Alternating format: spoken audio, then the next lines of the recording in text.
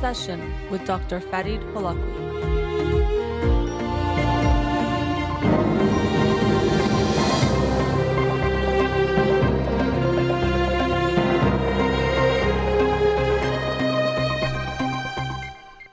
Good afternoon. Welcome to In Session. I'm your host, Dr. Farid Holakouee, and I'll be with you for the next 2 hours here on Radio Hamra.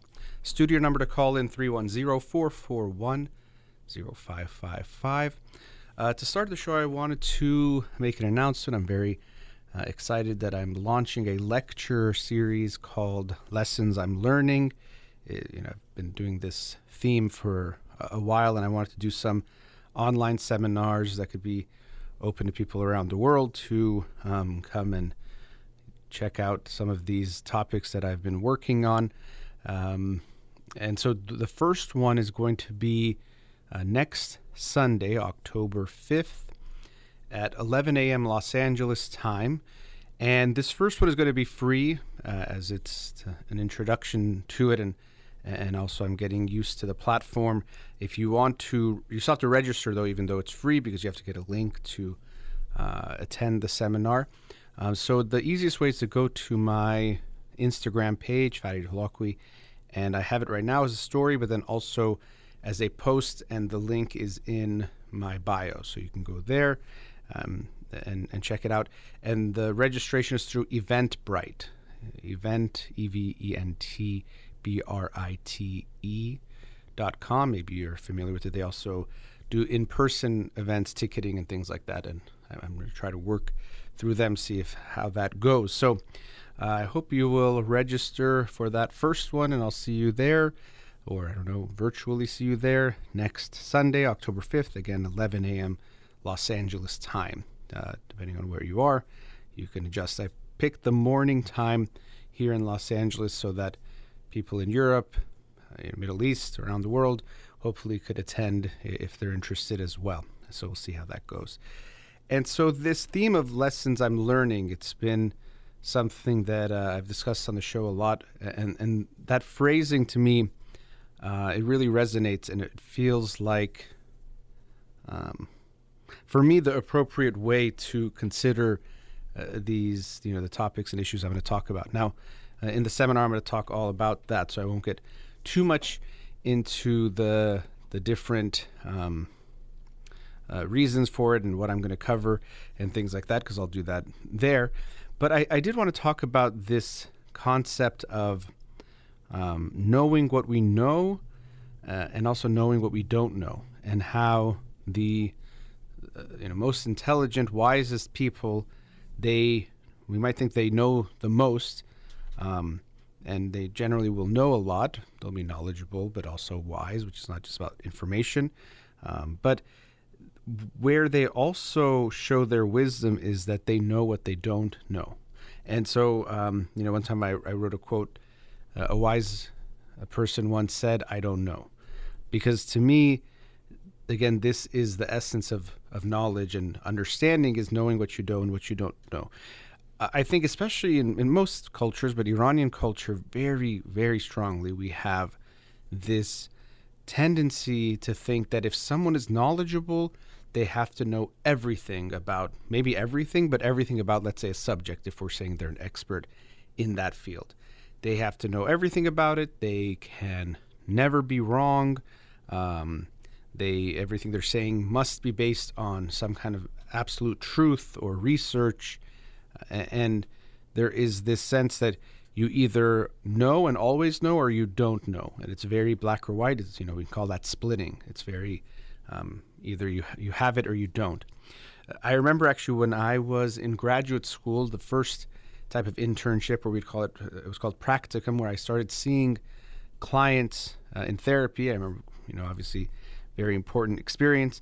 I was at the USC Student Counseling Center here in Los Angeles. And I remember we were watching a video on cultural sensitivity. Being a university, there's a lot of international students, lots of people from different cultures. So we were watching one of these types of videos of just, what does it mean to be culturally sensitive, or just understanding different cultures. And for me, there was a funny moment. I was the only Iranian in that group of therapists. They were some of us practicum students, interns, and then a lot of the staff who were there. And so in that video, there was a bunch of different people from different cultures, and there was an Iranian student. And he said two things that I remember stuck out to me. The first thing he said, and he was from Iran, an international student, he was saying that he was just shocked when people were eating in class. For him, that was just, so, something that would be considered disrespectful back home to do that in class to the teacher or professor. And that was really surprising for him. That one, I could kind of just get a kind of difference, but it does show this, what does it mean to respect the teacher, or how do you feel around them? How comfortable are you around them? But the other one made me laugh, was he said, I was in a class and I was really shocked because a student asked the professor a question and the professor said, I don't know. I have to go look that up, or I have to, get back to you on that. And he said, I couldn't believe that because in my country, even if the professor doesn't know, they'll say something and make up an answer, or they'll never say, I don't know. And so, I saw everyone in the group kind of being culturally sensitive and nodding like, oh, that's interesting. And me internally, I'm kind of laughing because I kind of just, thought it was funny. And then also that is part of our culture and a very bad part of our culture to me. So he was just shocked that a professor would ever say, I don't know. But realistically, and if we're being reasonable, if you want to use the word rational here, how is it possible for someone to know everything about any field?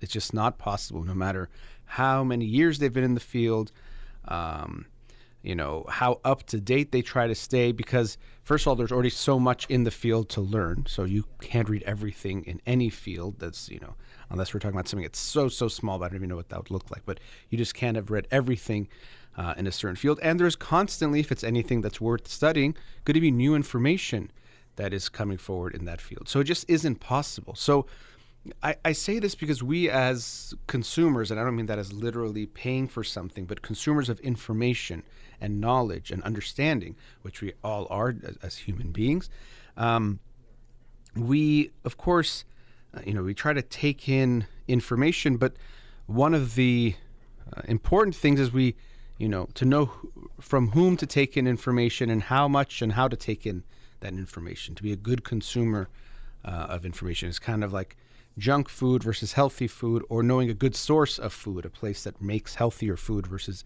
unhealthy food.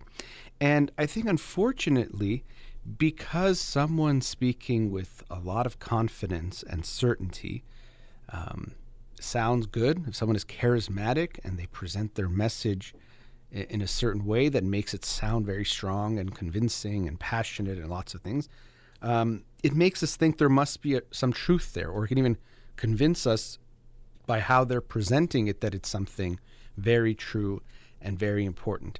I was once joking with someone. They sent me a video of I forgot what even field he was in, and I said, he's charismatic. That kind of already makes me not like him. Half joking, but half serious, in the sense that when people are very charismatic and polished, obviously doesn't mean they aren't good, but sometimes it's more that the focus is on the marketing side of it and making it more presentable rather than the quality of the arguments. Now, you can have both, obviously, someone who is creating and producing very good arguments and work, and who also, finds ways to present that in the best way. So it's obviously not mutually exclusive. I wouldn't want to do some splitting there either and make it black or white, but there's something there, and especially with what you see on social media, there's a lot of people that create these very high quality videos, as in the quality of the video and the production is very good. The lighting and the effects and the cuts and the multiple cameras might be very good, but the quality of the content might be very lacking, might be very minimal, as far as they're not saying much, but making it seem like a big deal. That's something you see a lot of. Or they're being too sweeping and saying this is absolute when, it's not absolute, but just in general might not be very good, or might be very fluffy. There's a scientific word even, or term, they call it pseudo-scientific BS or pseudo profound wisdom that has BS in the actual word, where it's people say a lot of things in this flowery way that makes it sound very deep, but they're really not saying much. And some people really resonate with that. But there is a lot of stuff out there where it looks really good, but the quality of what's actually being said, if you pay attention to it, if you try to go a little bit deeper and really just focus on the message and the words rather than the presentation, you might see there's not a lot there. And that's something that I see a lot of. So I am a bit skeptical when I see something that's very well produced, that maybe the focus can be more on the production rather than the content and the quality of the content. And so as consumers of information, and I was just saying there about social media, that's one way that a lot of us consume information. It's probably become the primary way for most people, I would say. And I'm sure I often fall into that trap. When I was reading a book a week for the show, at least I liked that every week for many hours I was reading a book rather than seeing social media posts, videos, Twitter, those kinds of very short content that often is created to get attention rather than create quality work. And so if we're consuming information, we have to be aware of some of these traps that we can fall into. And I would say the confidence, certainty, charismatic trap is one of them. And I'm saying three things there, but that we can be easily fooled when someone presents a message very well to think it means something. And I want to go on about these topics and this theme, but something that comes to my mind is, if you look throughout history, when we've had some big dilemmas that now, there were big dilemmas at the time, or disagreements or controversies even leading to civil war, there were people on both sides who were intelligent in the sense that they can create good arguments in the way they presented the arguments, but sometimes were defending the most horrific of human actions. So one thing that comes to mind is slavery around the world, but here in the United States, where you can go back to that time before the Civil War and around the Civil War, and people are talking about slavery and whether or not, it should be abolished or not, if it's good, bad, all these things. And there are people that use very big words and sound very intellectual who were defending slavery. And so and they were very confident, very passionate at times. They were thought they were sure of themselves. And so they're presenting these horrible arguments, something that's unjustifiable. To say that one person should be able to own another human being is just something that I think virtually anyone would disagree with in today's day. But they were defending that argument very confidently in intellectual, and by intellectual I mean it's not a good argument that they're making, but they're using words that are very intellectual and professional sounding and educational or academic sounding. They were making those kinds of arguments. And so it's easy now to look back at someone making an argument 160 years ago and say that's crazy, how could they think that? But one of the challenges we always have to have is to recognize that in any given moment or at any given time, you don't have the benefit of hindsight to go forward 100 years to look back on today and say, well, what's ridiculous about today, or what doesn't make sense about today? What do a lot of people think might be true or argue in favor of, that in some short period of time or a little bit more than that will be looked back as like, how could you think that? And sometimes people will say that a political issue is being discussed and say, oh, you're on the wrong side of history here, meaning that when history looks back on this time and the people that supported what you're supporting, they're going to think you were the bad guys. And we're seeing that even more in the polarized era we are in, but this is something that you regularly see. So we have to be aware that although something might sound very good, it's kind of like junk food that, it might taste good, but it's very bad for you. And so if you're just mindlessly consuming it, you're kind of like, oh, this feels good as I'm consuming it. Now, it's going to be bad for your body. You might feel sick later on. It doesn't have quality nutrients and things that are good for you. But as you're eating it, it's going to feel good or taste good.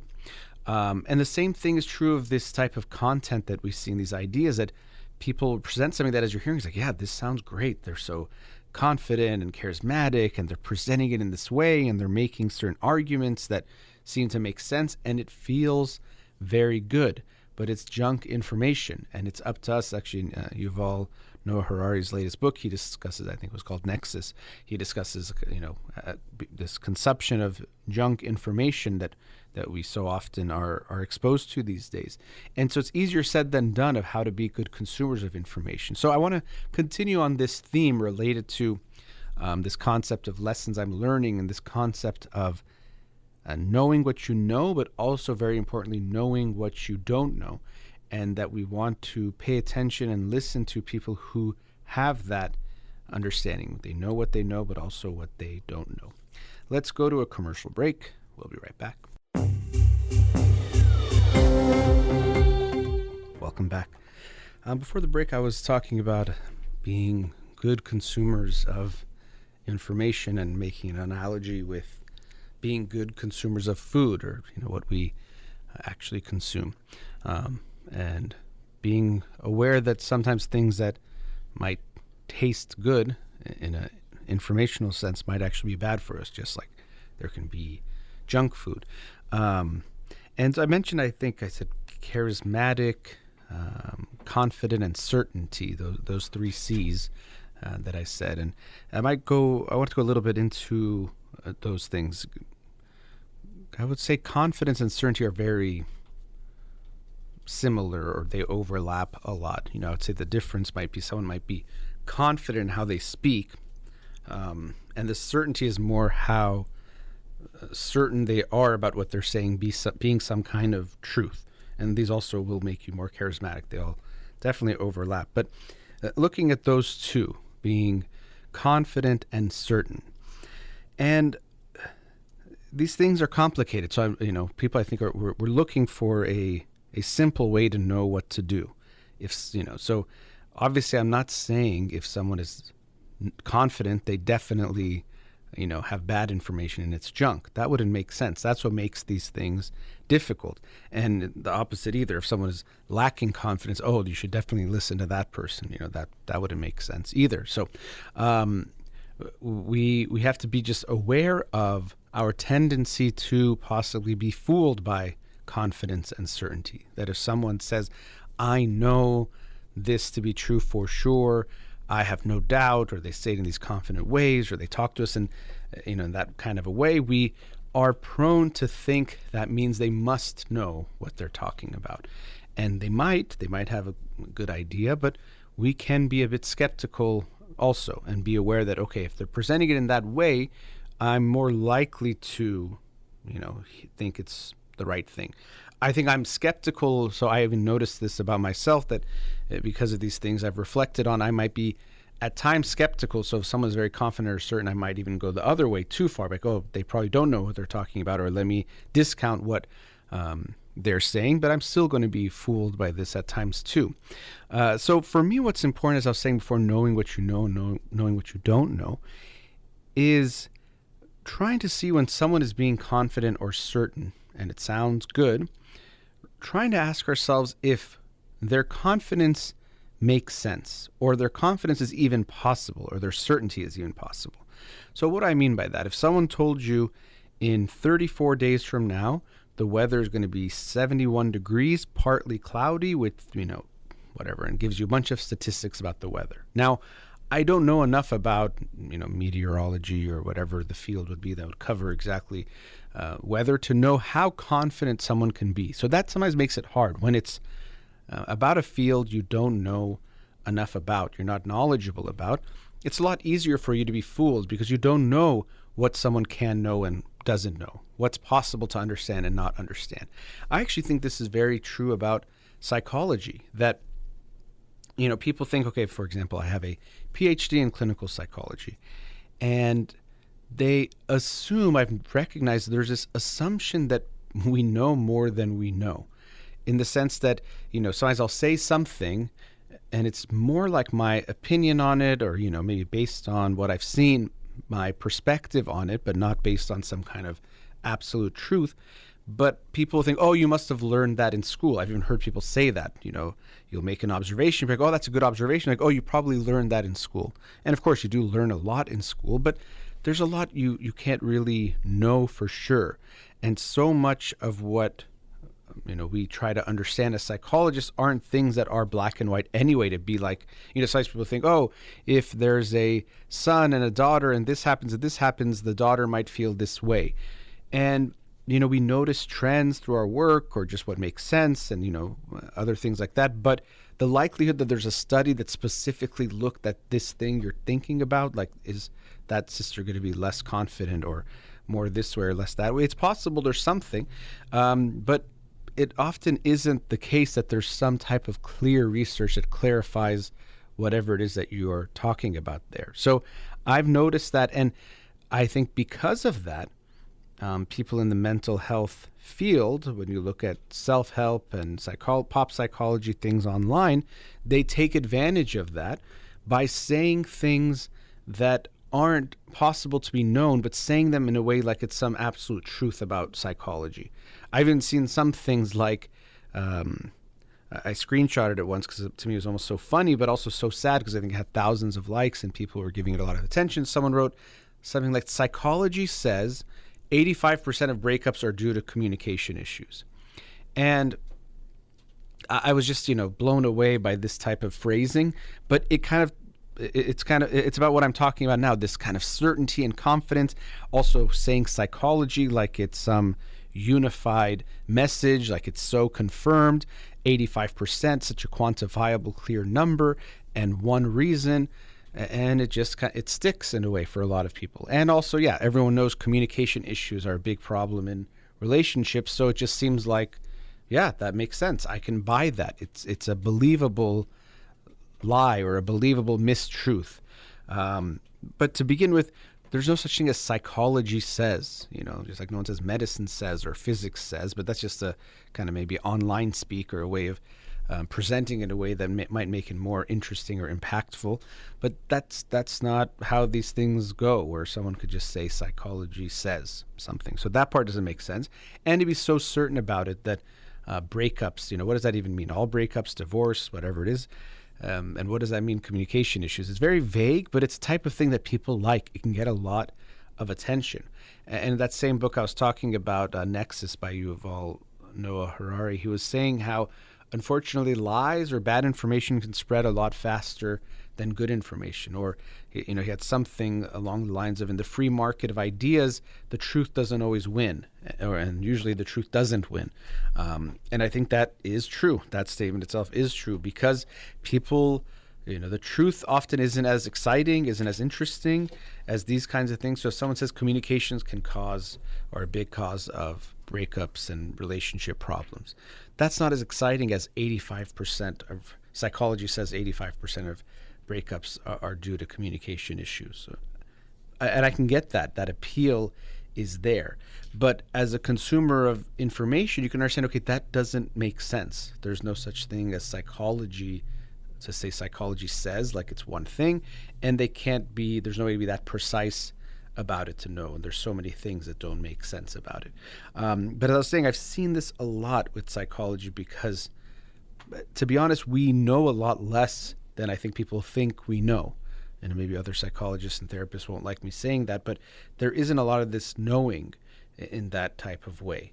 It is a softer science, so there aren't these things that are as black and white and you can determine in the same way. There are so many perspectives and ways of doing things. It doesn't mean the field as a whole is not very important and helpful, and also that it can't be helpful, which it very much is for people getting therapy and getting mental health treatment.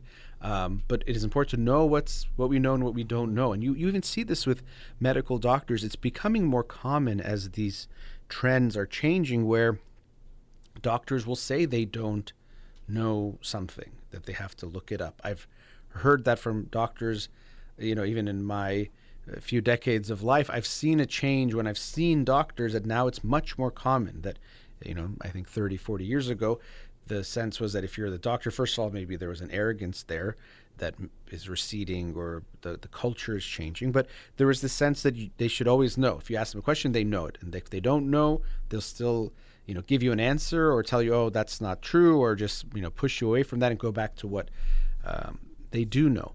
But I'm seeing this much more where doctors say, oh, I'd have to look that up. Or I think it's this, but I'm going to confirm that and let you know. And actually, I think there has been lots of research on these types of issues of how do people see the competence of someone who says they have to look something up. And, these things, again, aren't black and white, because if someone says they have to look everything up, that isn't a strength. They don't seem to know anything. So obviously that's not a strength. But if they never question or say they need to learn something or don't know something that you're asking them, that could also be cause of concern. That how can you never have a question? How could you know everything in the field of medicine or in this field of medicine? It doesn't seem possible, or you don't have to ever double check something. So, people sometimes can feel anxious or maybe judge the person not being as competent when they say, I have to look something up. But again, if we're being good consumers of information and good consumers of understanding who to trust and how much to trust people, we can recognize that even someone who's an expert in a field will not know everything and will need to learn new things, and will also sometimes want to double check something to make sure they are remembering it correctly. That's just the way it is. That's just realistic, and that's the only way these things can make sense. But this idea of psychology says it's a thing that can get much more attention than the ways I'm suggesting information should be presented. So, the confidence, the certainty, those things have a lot of weight. The certainty is a big one because when we are living in this uncertain world, which is the reality, there's a lot of comfort when someone gives us certainty. So, right now I'm a new parent, and there are so many questions or things that come up, and you want to make sure you're doing it right, whatever that means, or the best way. You're trying new techniques and new things, and so you're looking for what people have suggested.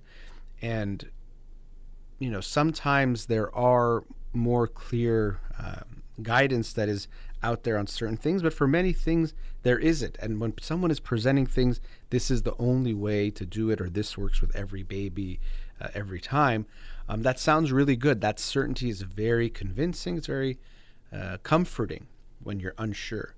But the truth is, just in my own experience with our baby and talking to so many other parents in general and friends who have babies, you see that for almost everything that you have to deal with a baby, there isn't one way to do it for all kids. Some kids, for example, love the stroller, some don't. Some hate the car seat, some don't mind it, some even like it and fall asleep in the car. When it comes to breastfeeding and so many things. So it's not to say every baby is 100% different from every other baby. Of course not. There are some general principles that will apply to almost all babies, but there's so much nuance and so much uniqueness in each child and what works and doesn't work. And on top of that, the parents. So you yourself, who you are, can affect what works for you and what you do or don't do. I've looked at some research on sleep training, and a lot of people say this is the way. This is the only way to sleep train. Every baby should be sleep trained in the same way. But to begin with, as I was saying, every baby is different, so not every baby is going to fit the same mold. But the other thing is the parents are different. So, for example, there's cry it out methods, or methods that involve letting a baby cry to different degrees, some more extreme than others. And so, of course, the baby and their unique temperament and things about them will be a big part here. But the other thing is the parents themselves. Some parents have an easier time tolerating the crying.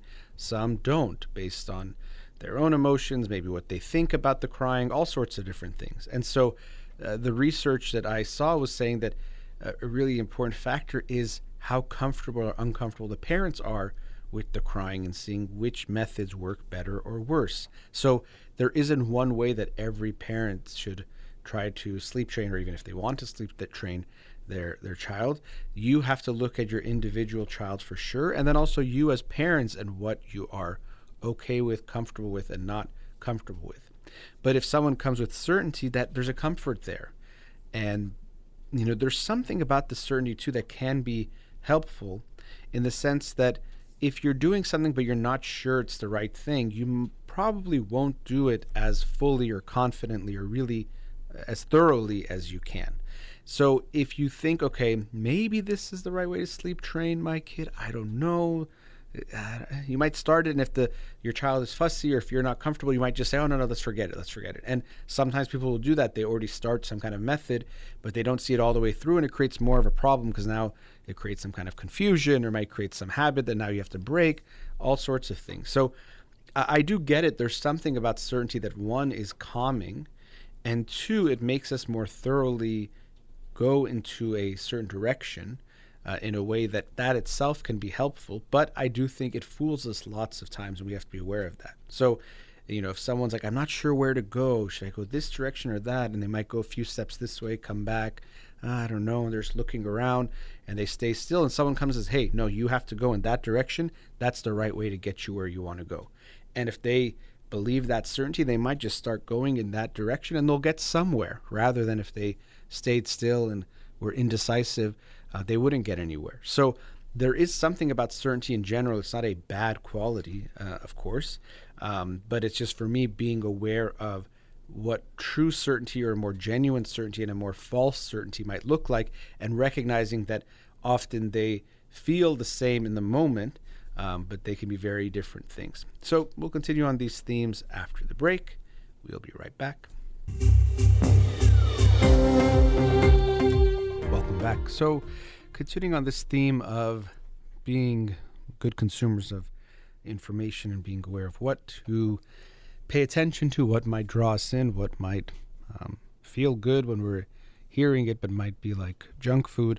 I was sharing about confidence and certainty, which, as I said, doesn't mean those are junk or bad if someone is confident or certain, but to be aware of how we can get fooled by these things at time. Even actually, and I think the word con man comes from confidence man, in the sense that they give you a sense of confidence, or make you feel like you can trust them, but they're tricking you. So, but also someone being confident can show there is a genuine competence there. So we want to look for competence, which can be displayed by confidence, but always might not be the case. Sometimes someone is not very confident, but they actually could be competent. That's just how they present. And many times people will be very confident, but there isn't a lot of competence there. And actually, that's something about the certainty I also was talking about in this confidence, that when you look at what people put out online, I think the trend, I notice when you just see, there's kind of this culture of how things are presented, that most things are said as being very profound, like this is so deep. And often they might say it themselves, of course, with this heaviness about how important it is. But this often is also done by having someone else, if it's a conversation, like, wow, like that's, I can't believe that, or I'm stealing that idea, or I'm using that, or something that makes it seem like this unbelievable idea, where sometimes it's something very basic, sometimes it's something that might not be good or interesting, or shouldn't be interesting as far as a good idea goes. But there's this way that it's presented like it's just so amazing, and also this sense that everything has to be so groundbreaking. So people are talking, well, what do you do when you wake up in the morning? And then the person has to say something outrageous to make it seem like they're special. And so everyone is trying to stand out. We've always wanted to do that, but especially with social media and the algorithms and trying to get the attention, and there being this attention market, everyone is trying to go to the extremes. And so, they can't just say what they do is fairly typical. They have to do something crazy, or, what's their approach to dating? It can't be something that might make sense. They have to say something crazy. Oh, I just do this. I never do this, or I always do that. Absolutes are also very big in these kinds of things. But that's always something that's something that strikes me when I'm watching, people put little parts of a podcast or parts of conversations, or they post a reel, that there's a sense that everything has to be so profound and deep and amazing. Everything has to be so different. A lot of times we're talking about things, when you're talking about parenting, I get it that someone can have a new type of approach. But it's probably not going to be that crazy different from what's out there, unless maybe it's actually not a good thing. But everything is a revolutionary new way to parent, or a revolutionary new way to do whatever it is. And there's so many of these quick fixes or absolute fixes that people have out there that they've solved something. This new diet that's just so different. And of course there's variations, people can do new things, but for the most part we know a lot of the things, so people can make improvements, but it's not likely to be something so different. But I just see this trend that people post things, and it has to be so dramatic. Often there's music in the background and everything they're saying is so profound, when often it's not. And so that's what I mean by the presentation of it is more what's happening. That's, I was saying about charisma, but this confidence in what they're saying. So, and these things can feel really good. Like the music is dramatic and the way they say it. And then, of course, having a person react that, wow, that's amazing, could obviously make us more likely to think this is really amazing. We're hearing someone's response. We can think, oh, I think for myself. But we're all impacted by other people. So that's obviously why they do that. The other person's reaction can make you think maybe there's something really deep here, really profound here, or this is really good advice, or I should really listen to this person. All those things can make us get drawn to what is being said, even if it isn't a whole lot, or if it's a lot of fluff but not a lot of actual substance to it. So to me, that's something that I notice very often when I'm just on social media, or things people might even send to each other, or might send you, is that there's this idea that everything that the person is saying or that is worth sharing has to be super profound and deep, and from someone who knows something so perfectly and so well that we should be listening to them. And I think that's what concerns me, is that there's so much more focus on showing up as someone who is so knowledgeable, or so wise. And you can use little clips. So yeah, they'll do these podcasts, or do these long interactions, and they'll post just one part that's like 20 seconds, or they'll post something and it makes it seem like they have a lot to say, but they might not have so much to say, but they can find 20 seconds that can sound very deep and have someone react to it, and it makes it seem like it's something very special. And so this also relates to, I mentioned charisma before, which it's not, again, to say charisma is bad. Obviously, that's not the case. But it's something that can fool us. When someone is very charismatic and they have a kind of style and approach that is likable, that makes it more enjoyable to hear what they have to say. The charisma also can bypass some of our psychological immune system, our critical thinking type of immune system, because it's just said in such a way and with such confidence and such maybe a smooth presentation, a very likable presentation. They know how to, smile in the right way, that makes us feel comfortable with them. And so we're more likely to take it in. So again, it's not all bad. Often people who are very charismatic and have something good to say, and the charisma allows their message to reach more people. But throughout history, we have been fooled by, I was talking about confidence men, and part of that is, confidence man has to be, or woman has to be, charismatic. They have to be able to, make people feel good and comfortable, and that they want to listen to that person. So I was saying it half jokingly when I said, oh, if someone's charismatic, I don't like them, or I'm already, it's like a strike against them. But there really is something there that it because it could bring down our defenses, it could be important to actually bring up our defenses, to be a little bit more skeptical, because we know that our defenses might be turned down when someone is more charismatic and presents things in a certain way. I'm thinking of different, companies.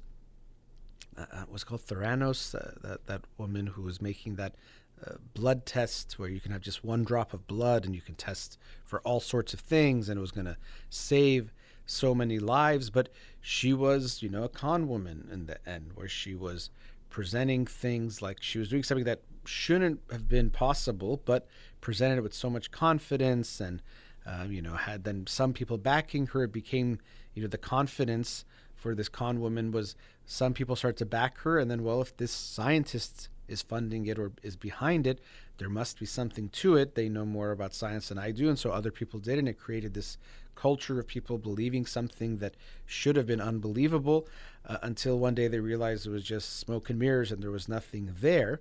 But these stories are quite fascinating to see what can happen, and also that it can be very, very intelligent people that are getting tricked by these people. That there's also an intelligence trap. Sometimes people who are very smart can trick themselves using their own intelligence, so it works against them. But there's this way that we could see that none of us is immune to this. We all might think, oh, I can smell BS from a mile away, or I can tell if someone is telling the truth or lying, if someone knows what they're talking about. And I'm sure some of us are better at it than others, but still we can all get fooled. That's something we have to have, that humility and that intellectual humility, that we all can be fooled. I've been fooled so many times by people, even by clients. In therapy, people might think, oh, you're a therapist, so if someone is lying in therapy, you're going to catch them. And yes, of course, sometimes I might pick up on something that doesn't seem accurate, or they're maybe hiding something, or something's going on. Of course, that's going to happen. But to say I'll always catch someone, definitely not. That's just not something that is possible, and we have to accept that. Sometimes we'll say, oh, we go with our gut feeling. And I think intuition is something very important, something that we should not ignore. But intuition isn't perfect either. That's another one of those black and whites that people want to say, oh, your intuition is never wrong. I don't think so.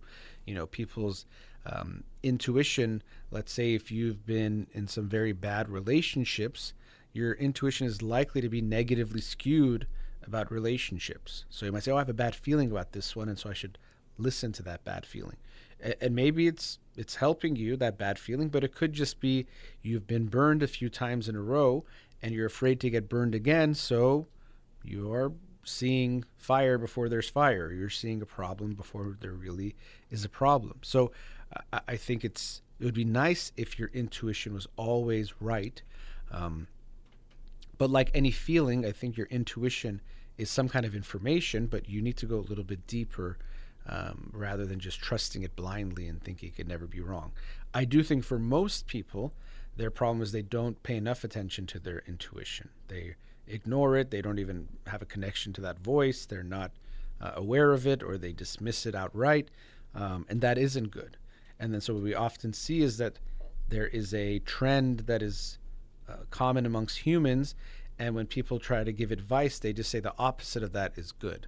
So people care too much about people think. For sure we do. So the answer is to don't care what anyone thinks, but that's not healthy. Or people don't do what they want to do because of other people. You should never do that. Well, no, yeah, we probably do it too much, but sometimes it does make sense depending on the person, your relationship, your responsibility to them. You can't just ignore everybody. So I think this is another one of those kinds of things that we just think, well, if it's unhealthy in one way or in one direction, then the opposite of it must be healthy. But we have to be cautious about that. We have to be careful not to think that we know. So going back to charisma and the ways that people present things, we just have to accept that, okay, it can feel good when someone's talking and they're it's charismatic, but it doesn't mean that it is actually good information. We have to be skeptical. It's kind of like a singer. If you see a singer and they're very attractive, the music will likely sound better to you. That's true, and that's fine. When it's entertainment, you can just enjoy it. That's fine. It's not about good or bad information or things that you're going to follow or believe. But this is kind of like the same thing. It's like the presentation. It's like the packaging of it. And of course, if the packaging of the food is really good, it's likely to make you think it tastes better. The quality of the food is better, even if you put the same food in a different box and packaging, you might feel and taste something different. And again, that might be okay overall, but when we're talking about information, we have to be very careful because sometimes we can follow the wrong people, and we see this happening, as I said, these con men, con women, where we will follow them literally to our deaths throughout history.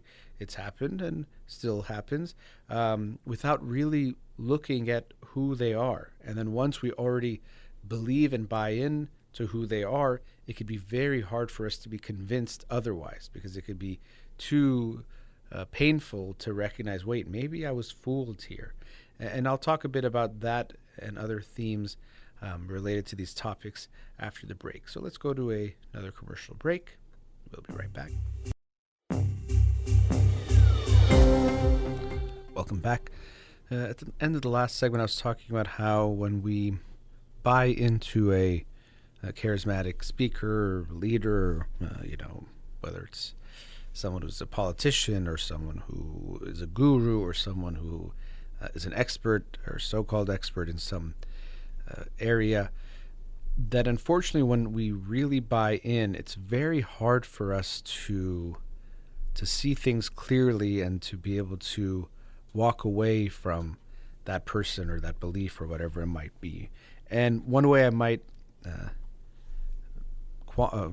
conceptualize it is that if it becomes part of your identity in some way. Now, I don't mean it has to mean you introduce yourself in that way or describe yourself in that way, but if you really believe in this person, idea, whatever it is, strong enough and it becomes almost part of your identity, then anything that questions it or threatens that feels like a threat to you in a deeper way. So this is why people have a hard time acknowledging being wrong about these kinds of things, and why when I talk about politics, I know there's identity politics and that's its whole topic, but for me, identify politics, or how much you identify with your politics, is a very dangerous thing. Because if you identify with your politics very heavily, very strongly, like it's so much part of who you are, it's going to make you do a few negative things. One is it's going to make you much more tribal, because now it's part of you. So it's us versus them, something we're seeing very strongly and heavily in American politics, I think globally, but I'm more familiar with it on the American stage. So there's this us versus them, because this is who I am, and there's now a them, because this is, me and us. So that happens. You're also going to be a much poorer consumer of information, a much more biased consumer of information, because everything you take in isn't just about, understanding or learning or seeing what's happening and what's out there. It starts to become about, am I good? Am I bad? Are they good or bad? It becomes a threat to your very sense of self and who you are. And that makes it a lot scarier. I've shared this study that was done where people who were very political, they had their political beliefs questioned or threatened in some way, and when they looked at their brains, it was similar to the way the researchers put it, being attacked by a bear. But really it's the sense that almost like your life is in danger. And so that can seem puzzling, but it can make sense when we consider the sense of self, the identity, as kind of like who we are. So if that is being threatened, it can feel like you are being threatened at your core. You are almost going to cease to exist. This part of you has to go away or die if you give that up.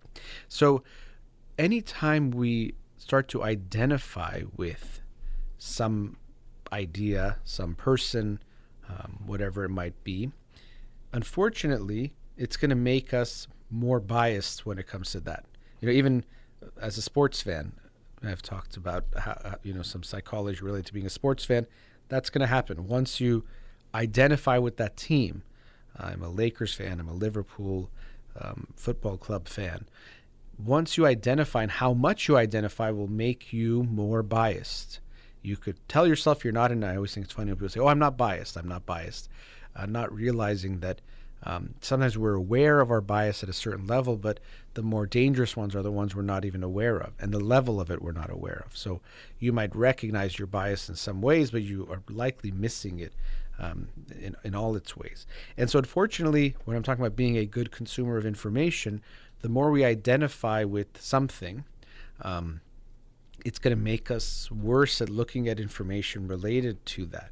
And you can see this when you, let's say, really like a politician. If you really buy into them and follow them, and they become someone that you feel like will save your whatever country, nation, and so forth, it could feel very threatening, and you're likely to be very defensive of them. If someone questions them in some way, if there's some negative news about them, you're like, oh no, this is not true. They're just trying to smear this person.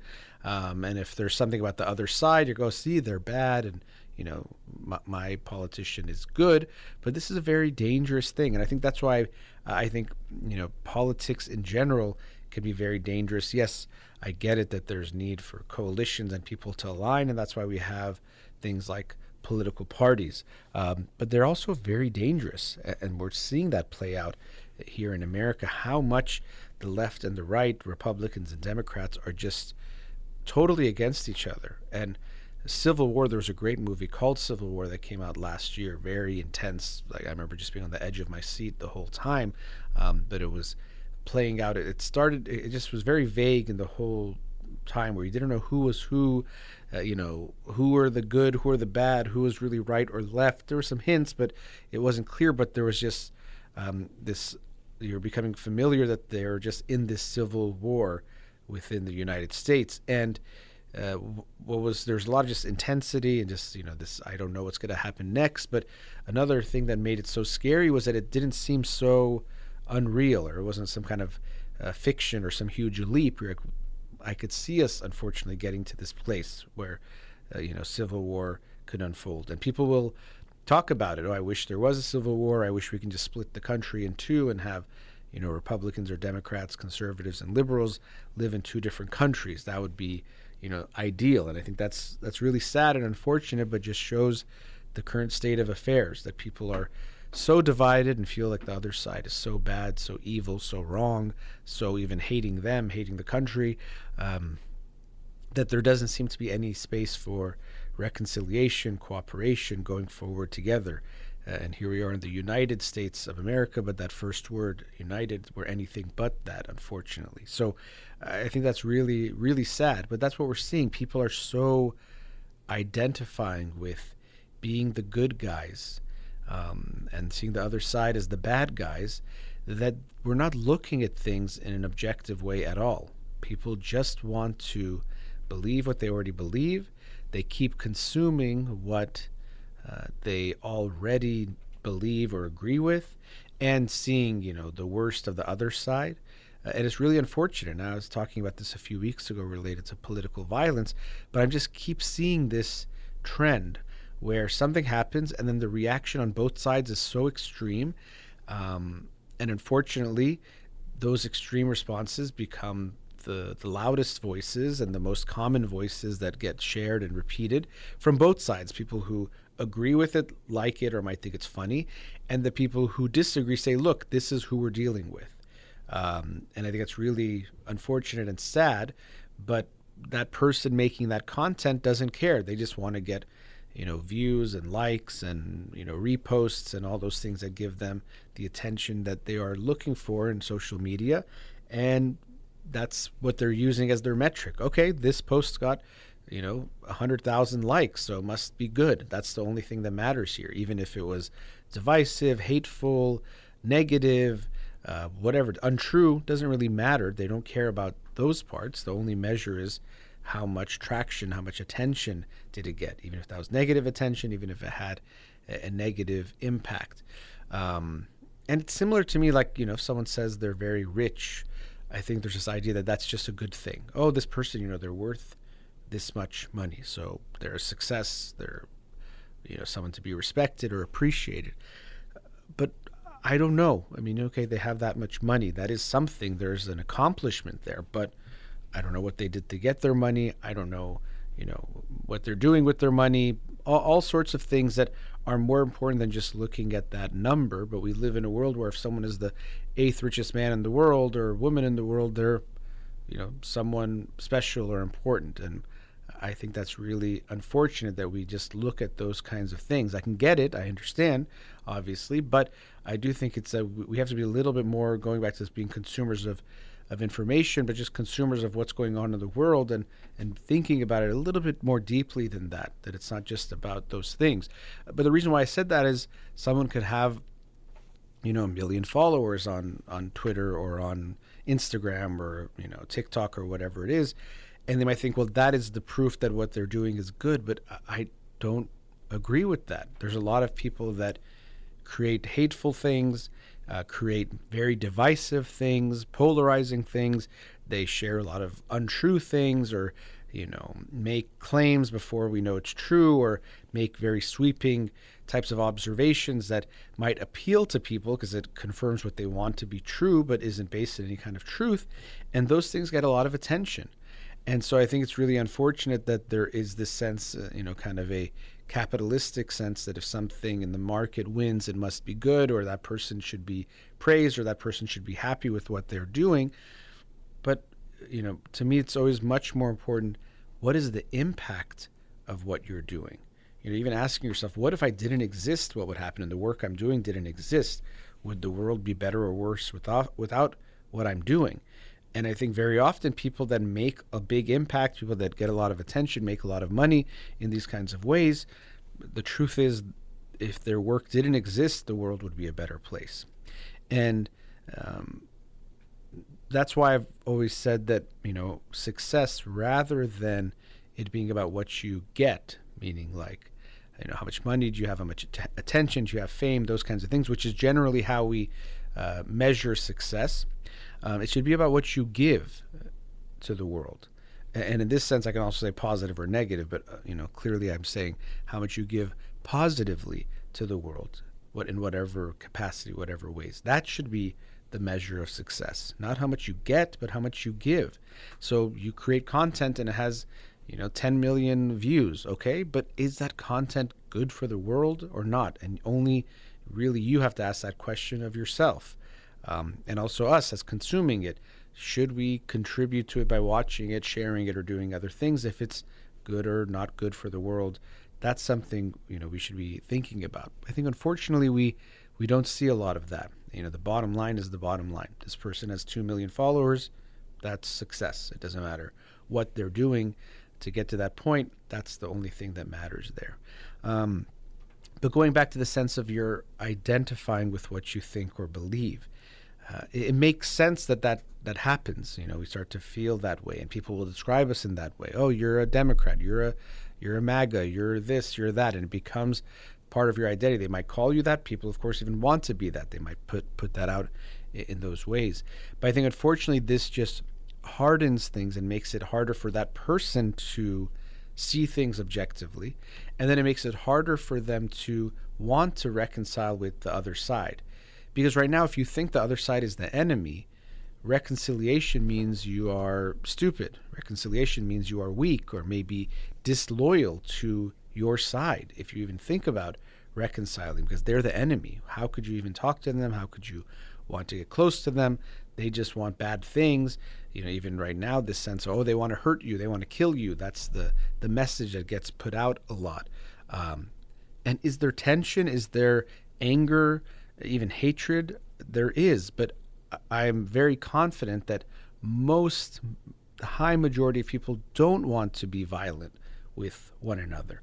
But unfortunately, the people that are getting a lot of attention on social media, they know it gets more attention to talk about how everyone is out to get you. Fear is a big way to get attention. If you make people afraid of something, if you give people a common enemy, that really riles people up, gets a lot of attention, gets a lot of all the stuff that makes you get attention on social media, shares and reposts and all things like that. And so they're saying these things and putting it out there regularly. I'm just seeing it so much on social media, especially if you go on Twitter, or now called X. You just see so many of these posts where people are saying they, and I was talking about the power of this word they want to do this, and they might talk about one person's actions but then say, generalize it to the whole group or the whole, half of the country, that all of them want to do this to you. So you have to defend yourself. Forget defend yourself. We got to attack them first because they're coming for you. And if you're not careful, they're going to get you. So we have to get to them first. And I think most of the people that are even writing these things don't actually think it. They're just recognizing what gets the most attention, what do their fans or their followers want to hear, and they just parrot those things out because they're just following a formula that I'm just trying to get the most attention. I don't really care if what I'm saying is true. I don't care if it's good. I don't care if it's good for humanity and the world. I just want to get my attention, to keep getting my attention, and that's possibly even, paying for my life now, or the life I'm having. And so why would I care about anything else? And I think that's very, very unfortunate. So if you're creating the content, of course, you're very much responsible for that. And I hope you take that responsibility to look at it as, not judging it based on how much attention you get, but the impact, positive or negative, you're giving to the world with what you're creating. And then all of us as consumers being aware of these traps, that it's very comforting to hear what you already believe, to see the other side and their craziness. So seeing crazy things from the other side and saying, see, this is them. It's understandable that those things will be comforting. But as I was talking about before, with how things like charisma, certainty, confidence can fool us, we have to be aware that there are these things that make us relax and put our guard down, but we have to keep up that skepticism, that psychological immune system on alert, especially in those areas where we know it might make us put our guards down. So let's go to another commercial break. We'll be right back. Welcome back.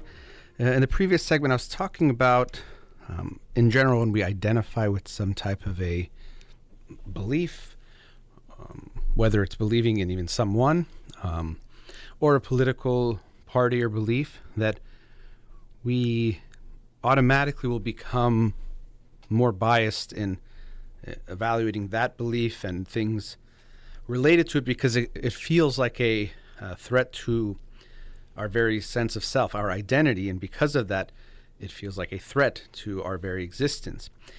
And of course, there's an easy topic comes up related to this, which is religion. Difficult one. Maybe that's why I had a hard time getting the words out. But with religion, of course, we see this same pattern.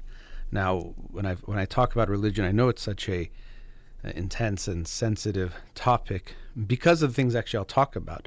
And of course, I don't have any sense of the truth, going back to this theme of knowing what you know and what you don't know, to know if there's a God or not, and what is, if there is a correct religion or one right religion. I can't say I know that there is one or what it would be. But I can just share my thoughts in general, and especially from a psychological perspective and reflection on some of the themes related to the topics I have been discussing. So, religion is an interesting thing. Belief in general is interesting because when you talk to people who are religious, they'll talk about, belief being at some level, there's faith, that there isn't a way of knowing, whatever that even means totally. But then they'll also talk about proof for their faith. Something happened. I was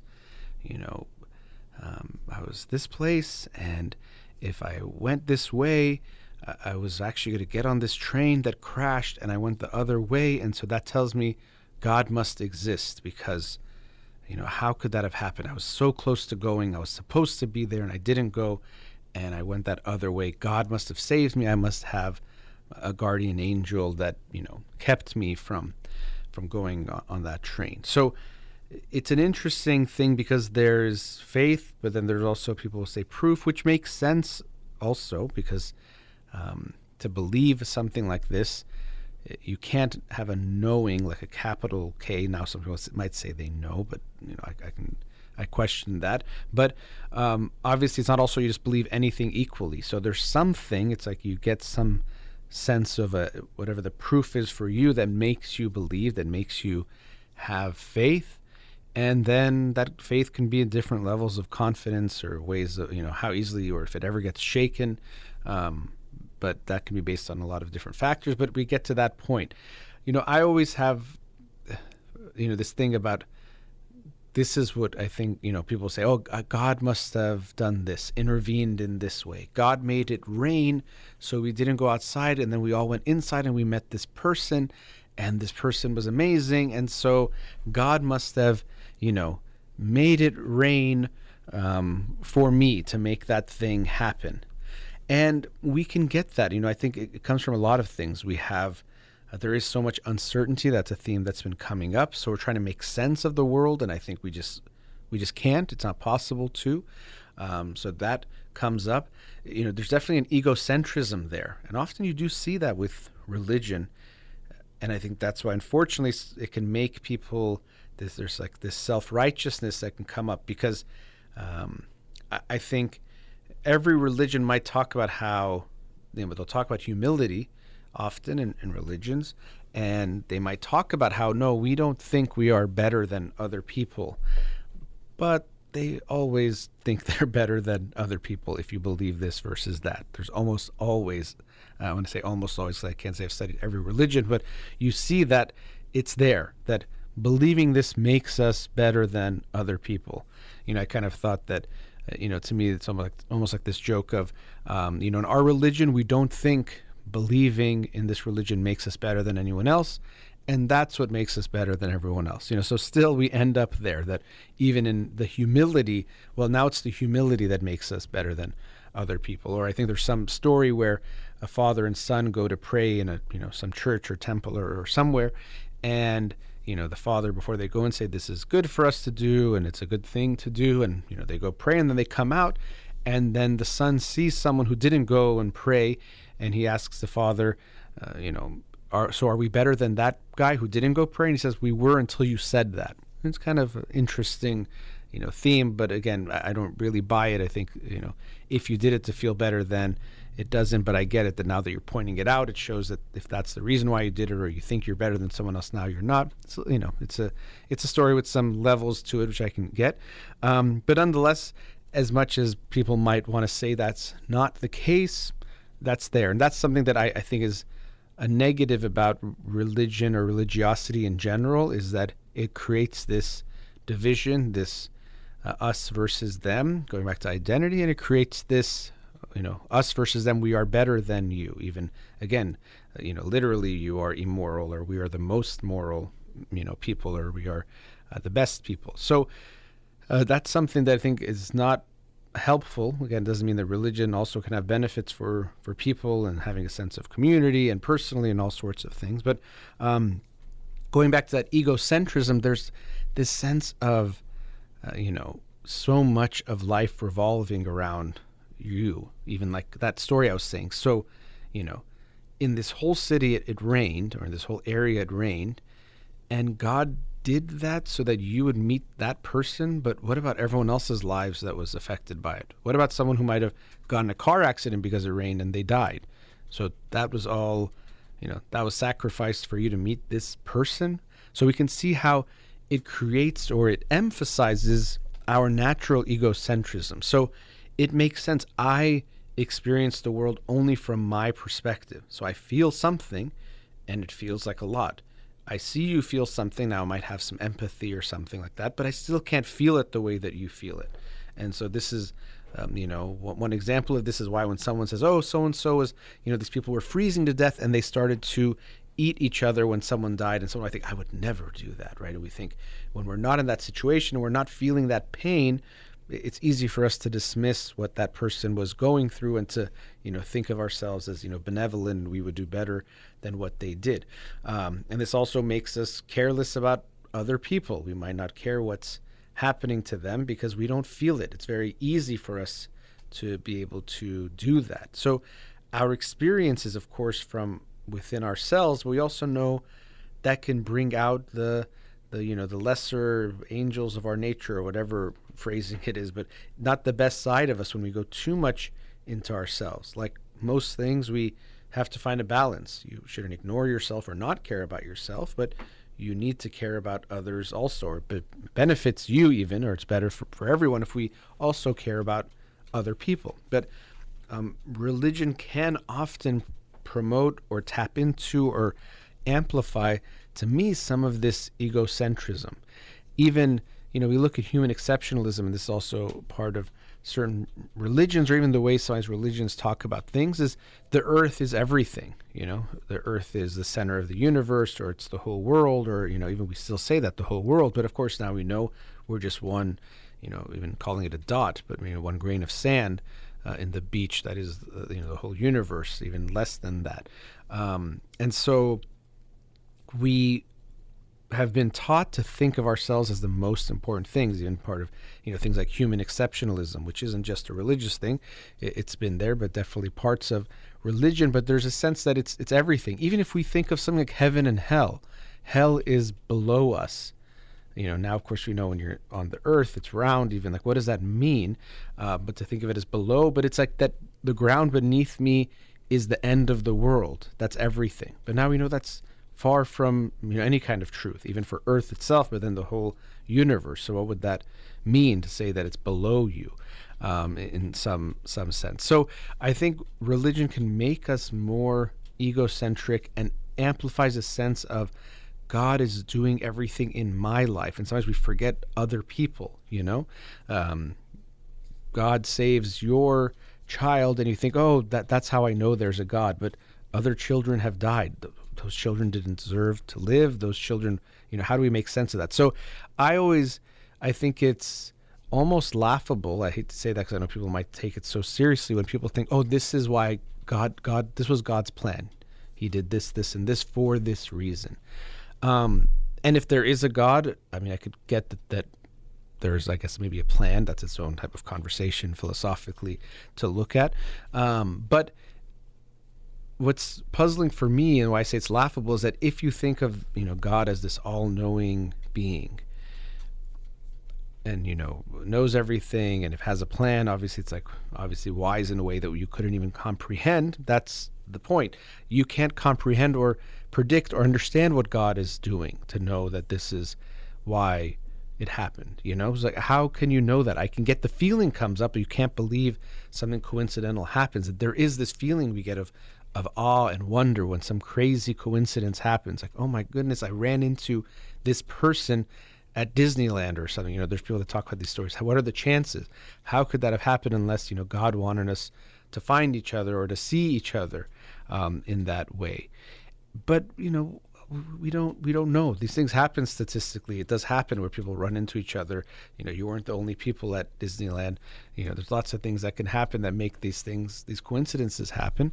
But it doesn't have to be that God just specifically wanted to make sure that the two of you saw each other or ran into each other. And sometimes people say, for example, I was giving that example of it rains and you go in and you meet someone because of the rain and, oh, God must have made it rain, so I met that person. And so, of course, we usually are saying that when we're happy about the situation. But then if you met that person, you got married and got a divorce, and now you hate that person, well, what do you think now? God made it rain so you would meet them and then get divorced and be miserable about it? Maybe now you might tell yourself, oh, there's a test there. And that's going back to one of the things I was saying in the previous segment. We become more biased in how we take in the information if it has to fit some belief. We can always do that.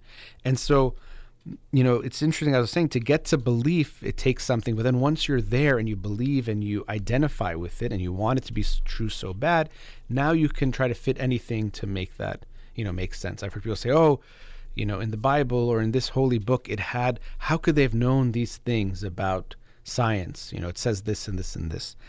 And I'm sure there's times where you can, first of all, like there's some bending. People are doing this could mean this and whatever it is. But there's also in all of these holy books things that are totally wrong or don't make sense when it comes to science. But those things we can disregard because we just find the things that are true and it sits well with us, or it could feel very profound. But if this thing is so, advanced and right, how can it be wrong here? Well, we can just put that one aside. That one might be metaphorical or whatever it might be, or that could be a test. And that's what we see again. So if you want something to be true, if it is true, oh look, it's predicted this, that's true. When it's not true, you say, oh, this must be a test. God is testing us to see how strong is your belief, that even when you see something that might make it seem like what you're believing is untrue, would you still believe? That's the sign of faith. And so I can get that can make sense, but also I think anyone could acknowledge that also doesn't make sense. We wouldn't necessarily say if someone else gave us bad information, it's a sign of our faith, so we have to believe in them. But this goes back to the identity. And of course, religion is a huge part, well, it could be a huge part of someone's identity if they are very religious. And we can understand that there is a lot. I was talking about, your identity. For some people with religion, it's not just even their sense of self. Now it's their soul, this other thing that might feel even bigger than this, their human, flesh and bones is this soul, and even their next life is dependent on this thing being true. And so we could understand that it's scary for it to possibly not be true. There's a lot that will be blinding you and keeping you in believing what you believe and not wanting to see anything that will make you not believe. And as I'm wrapping up the segment, when I was talking about that believing and the cost of it, I was reminded of Pascal's wager, which I think is that he was saying that you're better off believing. You should believe in God, because if there isn't a God, well, who cares? You just believed something. But if there is a God, you might have eternal hell or eternal salvation. So you might as well believe, which I get, but I've always been puzzled by that, because I think if there is a God in the way that people talk about God that is all-knowing, well, if you just believed in him to, for this kind of wager to be saved in that way, wouldn't he kind of know that? So I think he would be able to see through this plan. So I can get the logic of it at some level, but to me the logic doesn't fully play out when you consider you're trying to fool God who knows more than all of us. If you believe in, again, if that type of God is really there, that you're saying you're betting in that sense. So would it really make a difference? I don't think so. So anyway, let's conclude there for this segment, and we'll come back to wrap up the show. We'll be right back. Welcome back. So where does this all leave us? All these topics I was talking about: certainty, confidence, charisma, being a good consumer of information, and what that looks like, trying not to identify strongly with things that we think, or politics, and also how religion relates to this. So where do we go from here? Well, you can come to my seminar next Sunday. No, I'm just kidding, but I do hope to see you at the free seminar next Sunday, October 5th, where I'll introduce the Lessons I'm Learning series. But as I was saying to begin the show, being better consumers of information, and if you follow the logic of things I was saying, I don't have some easy prescription for you that if you do this, you will be a good consumer for sure, and you can't get it wrong, and you don't have to worry about anything. The truth is, to be a good consumer of information, and to make sure that we don't put junk into our brains, or too much junk. Maybe sometimes it's all right here and there, but at least knowing that you're putting in some junk. The truth is, there's no easy way to know, but we can try best practices and recognize that we have to be, maybe if vigilant is not the right word, aware and alert to pay attention to these things. Because as I was saying, it's easy for the junk to get past our filters, just like junk food. If you just put things in your mouth and eat whatever feels good to eat, well, you're going to have some things that are probably bad for you, because things that aren't healthy will often taste good, or do taste good, but also processed foods and things that companies are making, they make them to trick us essentially into wanting more, needing more, and to keep eating these types of things. So if you don't actually think about it, you will consume worse and worse things. One thing I wanted to add here is also one thing that can help us, but it's definitely not foolproof, especially if we're surrounded by fools, is listening to other people. So we have to think for ourselves for sure, and reflect and critically think on our own. And of course, realizing even when you do that, we're influenced by what's happening around us, but still to that critical thinking on your own. But we also benefit from listening to others. And who we listen to does matter. So who we listen to as far as, let's say, who you follow and listen to on different topics itself, but then also friends, family, or people around you that you listen to and talk to. That is important, to choose people who you think are more reliable. And even there's no easy way to know, but to think about that. I was mentioning something that I didn't get into as deeply as I think I initially thought I would, but recognizing that people who know what they know and know what they don't know, those people are much more trustworthy than someone who says they always know. Even though it might trick us, going back to that junk food kind of analogy, into thinking this is the better thing. This person seems to say they always know what they're talking about and never says they don't know. It is important for us to recognize that the better people to listen to are going to be the ones that understand what they don't know. I read 400 books in 8 years, one book a week for 8 years, over 400 or whatever, 16 or something like that. And I learned a lot for sure, a lot of information.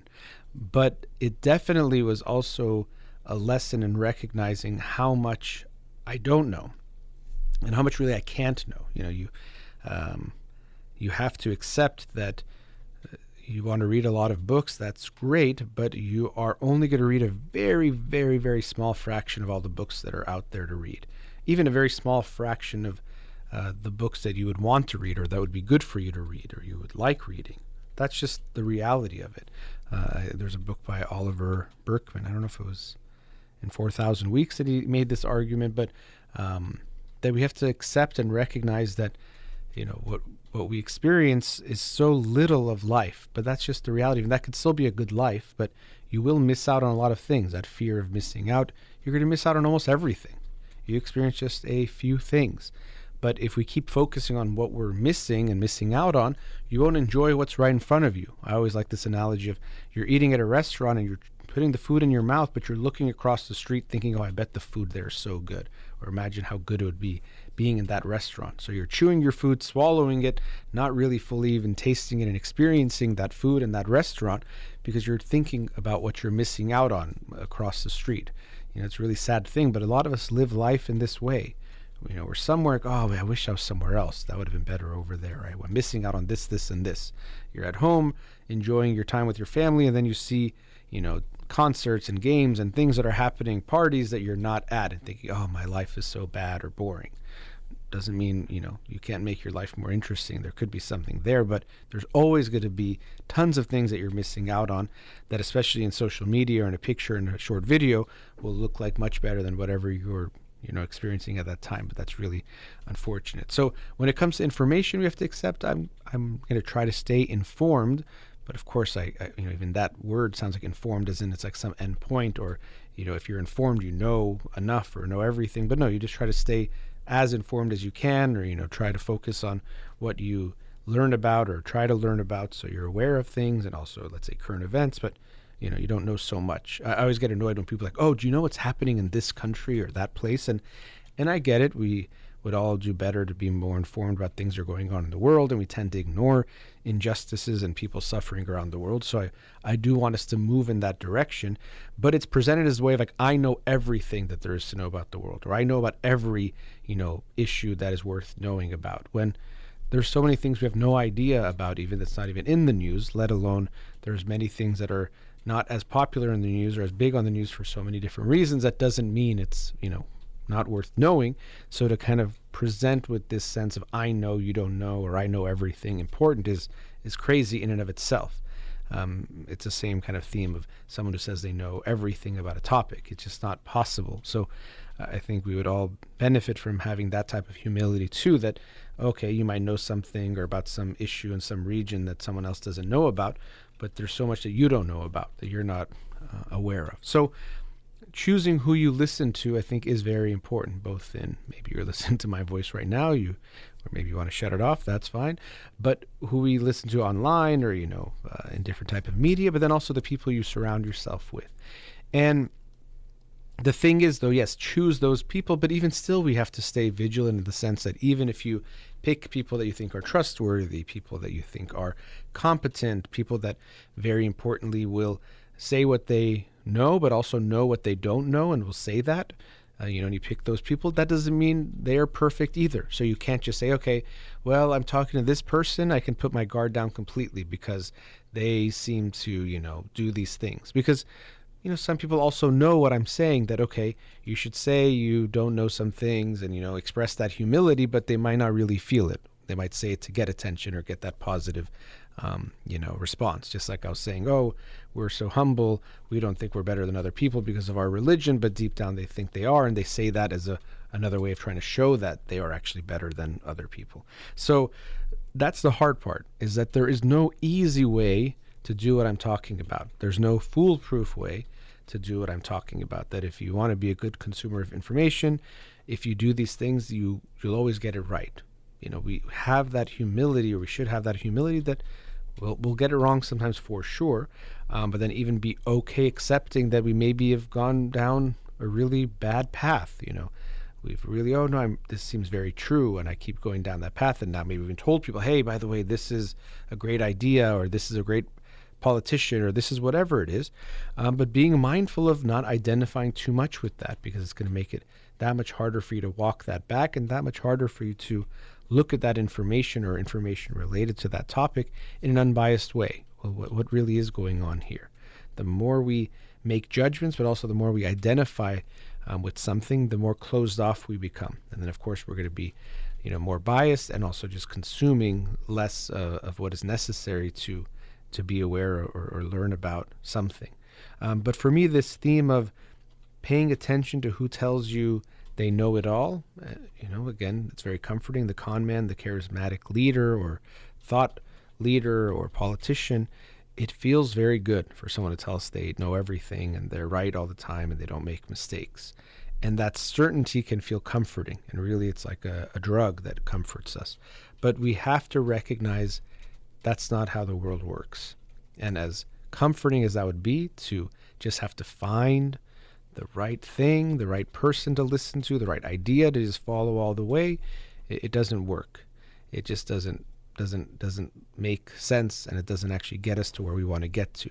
And you see this with people who are too extreme in any kind of ideology. They've just identified this is it, free market is it, or socialism is the only way, or this is the only way to do things, and they don't think you have to think again once you found the right thing. It's actually funny, there's a similar analogy, and it reminds me of in The Art of Loving, Eric Fromm talks about love and romantic love this way, that most people think all you have to do is find the right person to love and then that's it. And he was talking about how we don't focus on ourselves and becoming a good partner, a good loving, or learning the art of loving itself. But I think that same idea applies here, where we almost think, okay, I have to just find the right thing to follow. Once I find the right thing to follow, I can blindly follow it, and the thinking stops then. But it never does. It never does stop. And really, you should tell yourself, or we should think, that if in 1 year from now, 5 years from now, my thinking hasn't evolved at all, that's actually a bad sign. So if I'm already closing off or thinking I found the ultimate truth, when we know there's so much more to learn and so much more to evaluate in what we already think, that's actually a very stupid mindset to have. So to think you've figured it all out would be, to me, a weak position to have, not a strong position, even though it sounds strong. Say, I know what I know and I know everything and I'm never going to change my mind. That sounds very confident, but it's really more of an arrogance that's empty rather than a confidence that's strong and full and has something to say there. So, just lots of thoughts on how we consume information, what we consume, who we should listen to or not listen to, and realizing that sometimes the people that sound like they're the right people to listen to might be exactly the wrong people to listen to. And to have that skepticism of people, have that humility about ourselves, and also expect that humility from others and from those who know, and a genuine humility, which, I kind of touched on that already. Just some thoughts there. Again, as I'm concluding, I hope to see you next Sunday, October 5th, online seminar, 11 a.m. Los Angeles time, Lessons I'm Learning. You can register by going to my Facebook, it's also on my Facebook, I think, but my Instagram page, where you can see the link on Eventbrite. All right, a big thank you to Farid here in the studio. You've been listening to In Session with Dr. Farid Holakouee. Zan Zendegi Azadi.